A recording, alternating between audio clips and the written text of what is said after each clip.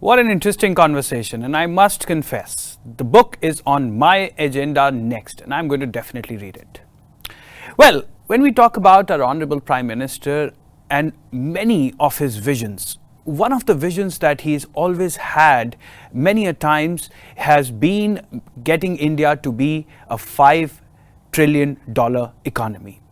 But now looking at the present situation, looking at the dip the economy has gone through due to COVID, is it possible?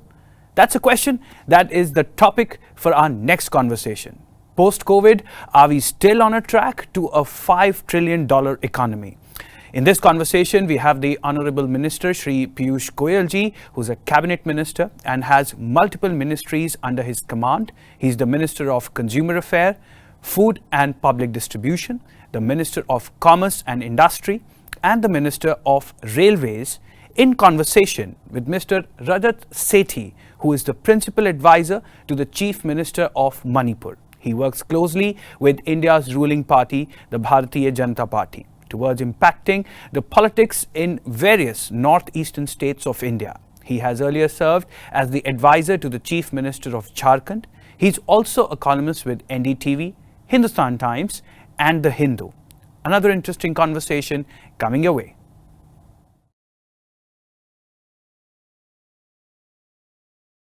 A very warm welcome to all of you on this special edition of Zee Earth. Zee Earth is a cultural festival where we talk about issues related to art, culture, history, and literature. However, the word earth in itself implies economy. So no discussion can be complete without discussing the future of India's economy, as well as understanding what are the challenges before us. We are really glad to have Shri Piyush Goyal ji before us today for this session. He is the Union Cabinet Minister in charge of Railways, as well as Commerce and Industries, and also Consumer Affairs. So, a very warm welcome to you on this special edition of Zee Earth.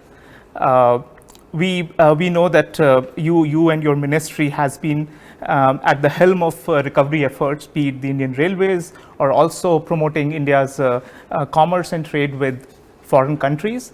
And I think the yeoman service that you are doing through these government departments is for all of us to see. The data is before us. However, sir, we wanted to discuss around what are the challenges that India's economy is currently facing. We all understand that COVID-19 has thrown a wrench and has derailed what Prime Minister Modi ji had set out as an aspirational goal for India's economy. He had in 2019, 15th August, from the Red Fort ramparts said that India should aim for a $5 trillion economy. What do you feel today in 2021, early days? We are still into second wave of COVID. How achievable is this $5 trillion goal? Thank you very much, Rajat. And at the outset, my compliments on the conceptualizing of the Earth Culture Fest. It's truly very important that the nation connects with its history, with its art, with its culture. And I think the Zee network is doing wonderful service for the nation in connecting the dots, and within those dots also throwing in the economy. Very clearly, the nation was poised for very rapid growth. The mood in the nation was full of optimism, and on several tracks we were working to move towards a $5 trillion economy. The international interests in India, India's potential, the demand generated in a growing economy of 1.3 billion aspirational Indians, all the building blocks towards a $5 trillion economy were in place.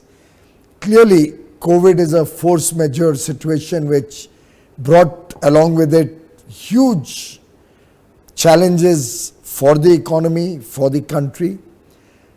But the good part is that Prime Minister Modi was on top of this entire situation right from the word go. He has consistently and continuously focused his energies and efforts, A, to save lives, B, to protect livelihoods, in that order, and now to save lives and protect livelihoods together. I remember long back in March 2020, when the first information about COVID was coming in, and we could see, when we had the first 200, 300 numbers, we could see that this is a problem that we can't really understand. The dimensions of it were unknown, no cure, symptoms were not clear, everything was a mystery. Prime Minister had started looking at every potential possibility, and he realized that unless we save lives, unless we sensitize our people to this pandemic, unless we prepare the nation's infrastructure to face this challenge, the potential loss on the economy for years to come will be very large. So he went about it very systematically. The timely lockdown, short-term impact on the economy, certainly, and we'll face the consequences of that when the final numbers of this year come out. But that early clampdown, the preparing the nation's infrastructure and our ability to cope with it, our own engagements with the medical world, with science and technology through development of vaccines, working towards ensuring that the whole nation follows COVID protocol, and now the rapid recovery as we unlock the nation, are all pointing to getting back the economy on track. There are so many good indicators. I can share one of the railways with you. In terms of freight movement, the railways has moved more freight in a COVID year, 2021 so far, than last year. And we'll end the year at least 10-15 million tons above what we did last year. That itself is going to be a great morale booster for the nation. And the V-shaped recovery that is a matter of record and fact now, and which is being recognized the world over as a model of handling this pandemic. And Prime Minister Modi's leadership throughout this period has been acclaimed across the world. So I personally believe that while we may have had a setback to our $5 trillion economy target, I still believe we have been able to convert this challenge, this crisis, into an opportunity. The Atmanirbhar Bharat package and the Atmanirbhar Bharat concept itself is now ingrained in Indian industry, in the people's mind and heart. And I personally believe that we should still shoot for a $5 trillion economy, maybe by 24, maybe 6 months later. But we are well poised to achieve that. And I have the courage of conviction that with Prime Minister Modi's astute leadership and his ability to lead from the front with innovative ideas, India will still do it. Right. No, I agree with you, sir. Goal setting, any deft CEO would set important goals every quarter for an organization to achieve that and be, really mobilized behind these objective and measurable metrics. But if you were to break down this number, this $5 trillion number, then this would actually stand on 3 or 4 important pillars. One pillar is, of course, agriculture and major reforms in agriculture. We were all waiting for all of these years, which finally happened this year. The other set of pillars here would be manufacturing within the country, making for the world, services sector, and within this trade aspect, I would say exports is going to be a very, very important pillar. And this $5 trillion economy, whenever we achieve, even if it is delayed by a year or so because of COVID, we would need $1 trillion of exports. Today we are sitting at exports, it just went down because of COVID too, keeping that aside, but $300 million to $500 million. That's the, billion dollars. That's the range in which we are right now. But in order to, kickstart India's exports and reach it to the level of $1 trillion, what are the fundamental building blocks that you are laying in place today? Well, at the outset, I'll just add a couple of more building blocks to what you said. One is the massive infrastructure investments that this government is envisaging. Nearly $1.4 trillion or $1.5 trillion investment in infrastructure over the next 5 years, the National Infrastructure Pipeline, is going to be a huge kickstart to demand generation and boost to the economy. Second, as income levels rise, more and more people get engaged in different activities. and the economy, size of the economy increases, consumption demand also plays a very important role in giving a leg up to the economy. I just thought I'll share that these two are going to be two added building blocks. Manufacturing, of course, through the PLI scheme, which is nearly 2 lakh crores, is been very well received. I've been interacting with so many sectors which are being covered by the production linked incentive scheme. There's a huge enthusiasm in manufacturing industry today. When I talk to industry in different sectors, they're all running over capacity. The auto industry has picked up very well. Cement is at almost full capacity. Steel is at full capacity. So industry by and large, petrochemicals, refineries, power plants, all of them have seen the benefits of the recovery, and all of this demonstrates both a demand at the consumer end and a demand at the manufacturing end. Of course, infrastructure investments are giving a boost to cement, steel, providing jobs to people, which also then converts to consumption. As regards exports, including services, we are at about $500 billion. To my mind, it should not be very difficult to reach $1 trillion of exports, because we'll need at least that to sustain a $5 trillion economy. Given our strengths both in being cost competitive, the focus that we are giving on quality, which will help our products become more acceptable worldwide, the fact that the production linked incentives will also make our products more competitive, the RoDTEP scheme, the refund of unremitted duties and taxes and cesses which are outside the purview of GST, which has been rolled out from 1st January, and the rates will soon start coming out. And finally, the fact that our services are in very high-tech areas. So while we've had a setback in the services side on tourism and transport because of the pandemic bringing down that demand, we have huge traction on our technology services exports, on our engagement with artificial intelligence, Internet of Things. So I think technology is becoming the bulwark of our service export. And you'll be happy to know, throughout the pandemic, our services exports remained almost, except tourism, were at almost 100% levels. And the way we quickly modulated the rules and allowed people to work from home, moving equipment to home, and the agility of our young Indian boys and girls was demonstrated during COVID, where many parts of the world economies were collapsing and they were not able to keep up with their service commitments. Every Indian service provider maintained high service standards, high levels of performance, and ensured service delivery throughout the pandemic, whether from home or whatever. And all the programs of this government over the last 6 years finally came to help. The Digital India initiative, the fact that today power was there uninterrupted throughout the country, the fact that railways took coal all through the pandemic and had power plants running to capacity so that there was never a power outage through this period. No power outage meant digital technologies worked. Lockdown was successful because people were comfortable at home.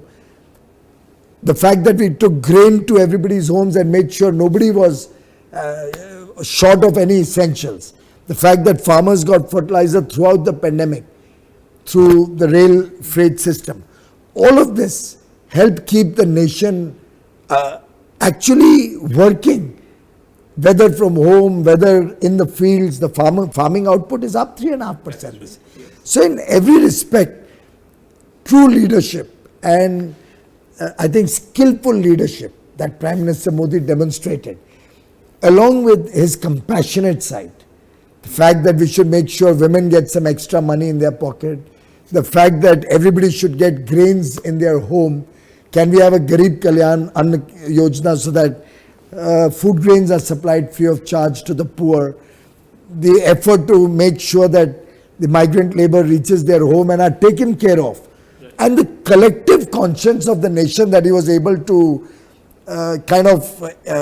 enthuse with his powerful messaging through the pandemic, due to which so many NGOs, so many good, well-meaning people got involved in the effort to take care of each other.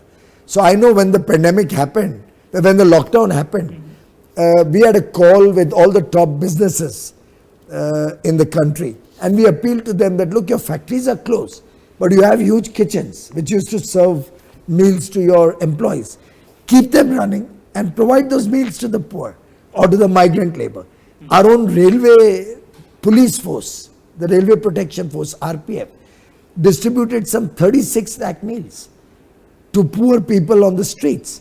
The railways gave 2 crore meals and 2 crore 16 lakh packaged water bottles to all the migrant labor who were going back home. No, I so agree it's been a humongous collective effort, both government and the people at large.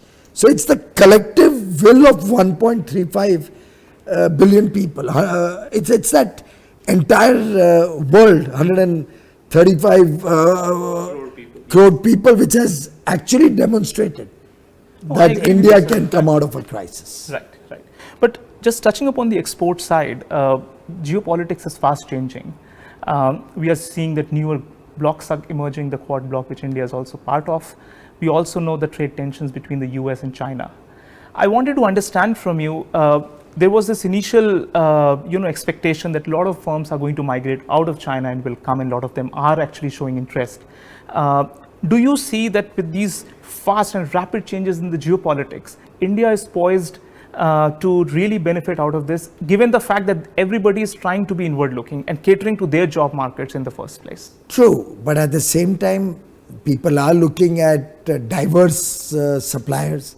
They want to move out of their total dependence on 1 or 2 suppliers. People are looking at resilient supply chains. People are very concerned about non-transparent or opaque economies being leading to unfair trade practices. And in all of that, India stands out as an oasis in terms of competitive labor pricing, in terms of a strong leadership at the helm of affairs, in terms of a stable government, in terms of the rule of law prevailing, and in terms of the international acclaim or the international diplomacy that Prime Minister Modi over the last 7 years has built a name for India, personal dynamics and personal relationships with many tall leaders, political leaders of different countries, and India's own growing relevance as a big market and as an important supplier. Both are coming into play, which is why I say with confidence that I see no difficulty in reaching $1 trillion exports. One pillar that we mentioned was agriculture, and you were the representative from the government side in talks with the farmers. There have been ample amount of research which has started coming in that why were these reforms so important. There has been a lot of consultation in the past. I still remember this used to be on a project at Harvard also, when we were talking about reforms, and there were good amount of research which was building up for the past 6-7 years or so. And finally, this good day comes when the reforms come in. But do you foresee that talks can eventually converge to a common ground where the farmers actually benefit out of opening up of agriculture and allowing free market forces to come in there? Rajat, the intention of the government was pure. It was very clearly intended that these laws provide an additional option to the farmers without taking away what they already have. So the MSP system continues as it does for so many years. Whatever the farmers wish to do and which they are doing today, they can continue to do. The law only provides one more avenue. So without touching anything of the past, it opens up fresh doors for those who want to experiment with newer markets, newer ways of doing business, who want to have develop new products, look for new markets, and in a way also protects them from the clutches of middlemen and the old system, where certain places deep amount of repression of the farmers was taking place. I won't say it was everybody is bad, but then there were a set of middlemen, a set of marketplaces which were exploiting the farmers. For such people, it was important that they should have one more option, and that's all that these laws have done. Sadly, politics prevailed. They saw in this an opportunity, because most farmers, the small farmers, marginal farmers, are relatively not all that educated or all that wise about what these laws really mean. So very, very unfortunate that our farmers, particularly in one state, were misled. They were made to believe as if these laws are a compulsory method of procurement, as if these laws are now going to be prevailing over the existing systems, as if their lands will be at threat, whereas the reality is that the laws provide more safeguards for the farmers and their land. Existing laws in many states actually don't provide the safeguard against being jailed. These laws do. They don't allow any farmer to ever go to jail. There will be no prosecution of any farmer under these laws at all. Whereas, and this supersedes existing state laws, including in Punjab. The contract law in Punjab actually provides for a jail term if to the farmer if he does not meet the contractual terms. Whereas our law ensures that no action can be taken against the Punjab farmer. No land of the farmer can be touched. This law ensures that. Whereas in the prevailing earlier system, farmers' lands are also threatened by certain exploitative persons. So it's very unfortunate that they have been misled. But I think we have the courage of conviction that when you do good, people realize it. People will ultimately appreciate the goodness of it. As the Honorable Prime Minister said in Parliament, in counter to what arguments sometimes these leaders used to place before us in our meetings that, well, we didn't ask for these laws, why did you bring these laws? By that logic, as the Honorable Prime Minister said, nobody had asked for a law against triple talaq.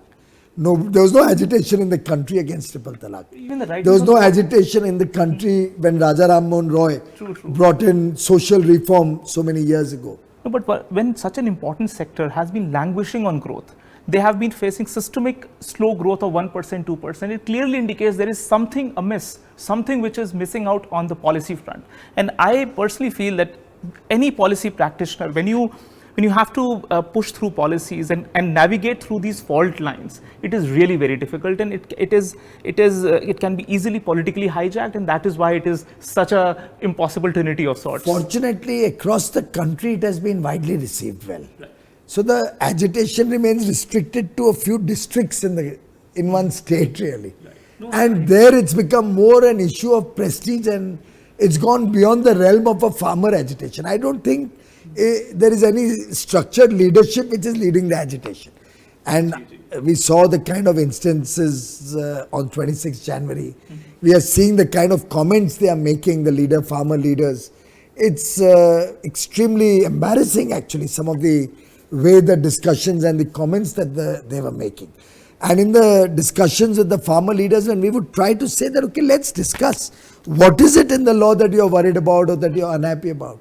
They would never discuss on the issues. They would just say, no, you repeal the 3 laws. Yeah. And they're bad for us. We didn't ask you for the laws, so just repeal the laws. And sadly, a few people have hijacked what good was to happen in these laws. We tried to explain to them, laws are not for one state, or not only what happens in your mind.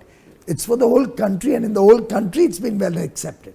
They've tried Bharat Bandhs, they've tried rail rokos, but received no traction anywhere in the country, save and except those pockets where the left unions exist or the leftists have some political influence. For that matter, let me tell you, Kerala has been ruled either by the Congress or by the left front for the last decades, many decades. But you know, Kerala has no APMC Act at all. So if they were so concerned and they felt that APMC Acts are the only way which is good for the farmers, why did they not find the need in Kerala to enact an APMC Act?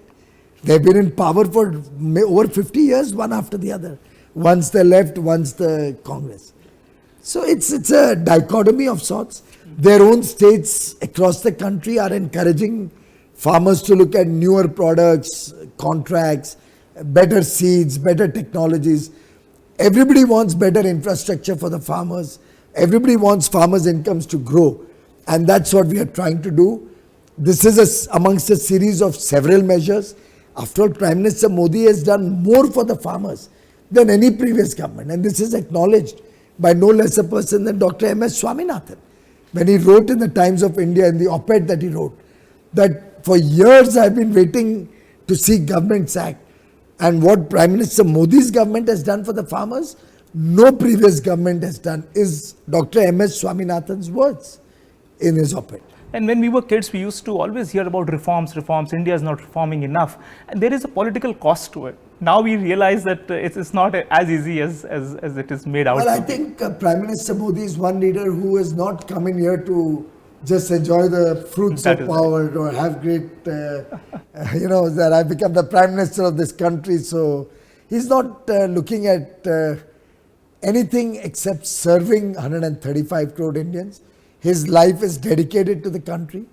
He's a 24-hour Pradhan Sevak who has only one single-minded devotion to change the destiny of our people, our youth. He is all the time concerned, how can we make India go back to its glorious days? How can we once again bring back our superpower status that India once upon a time enjoyed? And I think with that single-minded determination to serve 135 crore Indians, our Prime Minister will succeed. And as they say, when your determination is very strong and when you are committed to a goal, the entire universe conspires to help you achieve success. And I have the confidence that with the purity of thought and purity of deed that Prime Minister Modi has demonstrated, both when he worked for the party for several years, when he worked as Chief Minister of Gujarat for about 12 years, and now 7 years as the Prime Minister. And the longest serving political leader who, as a Chief Minister or a Prime Minister collectively, today is the longest serving public leader, combining the state and central tenure, and never lost an election. In fact, every election he seems to gain. Look at the results. After the farm laws were passed, every result, except obviously in the state of Punjab, every result, the Bharatiya Janata Party, led by Prime Minister Modi, by our party president Shri Nadda, Home Minister Amit Shah ji, Defence Minister Rajnath Singh ji, this leadership has won every election from June since the ordinance for the farm laws were passed. So it's unfortunate that a small set of people have almost painted these laws black, spoiled the image of India internationally by very irrational and patently wrong comments. But the good part is that the larger community in India and even internationally understands that that the Prime Minister is working for the good of India. They have the confidence in Prime Minister Modi, and therefore going forward I have the confidence that under his leadership India has a very, very bright future. Just moving towards the concluding set of questions, we all understand that the old consensus, the so to say Delhi consensus or Lutyens consensus, has fallen. There is this new emerging consensus which Prime Minister Modi ji calls as the New India consensus of sorts. How do you see the vision of New India shaping up in this coming decade? Well, I think it's going to be defined by the youth of the country. And the youth today has a great personal connect with Prime Minister Modi. I mean, when he does his, for example, Pariksha Pe Charcha, you can actually see the chemistry between our youngsters and the Prime Minister. Wherever he goes, you can actually see a palpable excitement amongst the people in every place that he goes, which shows the immense popularity that he enjoys and the trust that the people have. So I have no doubt in my mind. But vision-wise, what does that vision would entail? This coming decade is so crucial because we are going to hit, if you are not able to take demographic advantage, we will be reaching to a demographic liability of sorts. How do you understand and foresee, and what roadmap do you think the youth and the thinking minds, young thinking minds should foresee for this coming next 10 years? I think our youth, through their innovative ideas, their entrepreneurial abilities and skills, their willingness to change, to engage with change, their willingness to be disruptive in their thinking, their willingness to explore uncharted territories are already, through the huge success of the Startup India program, showing that they don't want to go down the beaten path. They want to go into a completely new world that they can see across the world with the spread of digital technologies, with internet, with the way they are exposed to what's happening in the rest of the world. Our youth today are unstoppable. And their vision is to compete with the best in the world. Their vision is to become the best in the world. Their vision is not to ever look at being, to compromise on principles, to compromise on a better future for the nation. And as the country is, I think, reforming on so many tracks, whether it's financial sector, whether it's transparency in governance, good governance practices that we are bringing in, whether it's the fact that we are reducing government's involvement in our day-to-day lives, whether it's the removing of government from purely business enterprises and focusing on providing regulatory good practices. I think all of these are encouraging our youth, and this vision of a self-reliant, a self-confident India that Atmanirbhar Bharat presents is going to be the defining feature of India of tomorrow. In this coming decade. Excellent. No, I agree with you, and I think this acute sense of optimism that some of the political parties might not be showing for political reasons, the youth of this country relates with it and is charged up to make India a superpower by 2030. That's what the vision that all the young minds, young thinking minds of this country have. Thank you so much, Piyush ji. It was such a pleasure having you on this elaborate set of intellectual discussion with you away from the din of politics. Thank you very much. Thank you, Rajat ji. Pleasure talking to you, and my best wishes to all of you. Thank you.